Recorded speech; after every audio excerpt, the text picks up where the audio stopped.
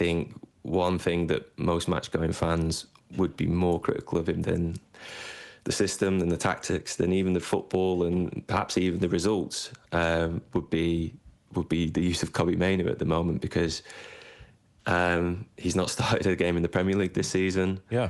He's an unused substitute on the bench last night as well. Kobbie Mainoo is an interesting example because he may not be at the forefront of people's minds here precisely because he's been left out so often and all the time by Amorim. But it's an incredible journey for him and kind of the way it stopped, Mark. The 2024 FA Cup final, like he's one of the heroes against Manchester City. And it was a case of, well, England have to pick him at the major tournament, like they have to. And now he's just a squad player in a deeply, deeply flawed side. There's obviously this huge clamour for him to get more playing time, to get more minutes at the moment. And I think if you were being totally honest, and I think if he was being honest with himself, he would say when he has had the opportunities, it's not like he's totally grabbed the games by the scruff of the neck and made himself undroppable. But he's the same player that he was when he broke through 2 years ago. He has a particular set of skills that United really lack in this midfield, which is being able to take the ball under pressure in tight spaces and having that composure.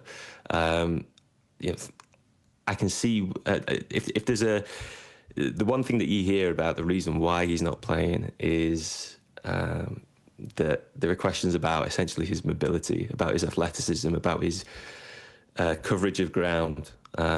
This system, it obviously has two midfielders.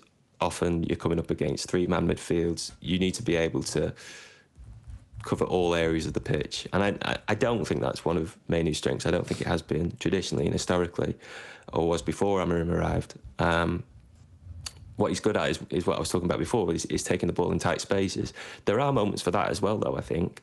I think particularly, Sunday, United were really struggling in the first half against Palace, particularly because they were coming in with so much pressure, turning over the ball over and over again. It would just pop to Adam Wharton, he'd send it through the lines and Palace would be in behind again.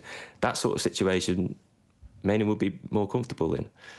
If you are trying to protect a lead, then it's no guarantee that bringing on your best ball-winning player, a ball-winning midfielder, is going to help protect that lead. Sometimes you actually need to take the games to teams as well, particularly if their team's struggling at the wrong end of the table. And I think that was one of the bigger criticisms of Amorim last night over the substitutions, is that when you can bring someone like Mainoo on who can possibly just get the ball down on the ground, control the game, we'll deal with the pressure that West Ham are piling on. But he was reticent to do that, and that has been the case quite a lot of times.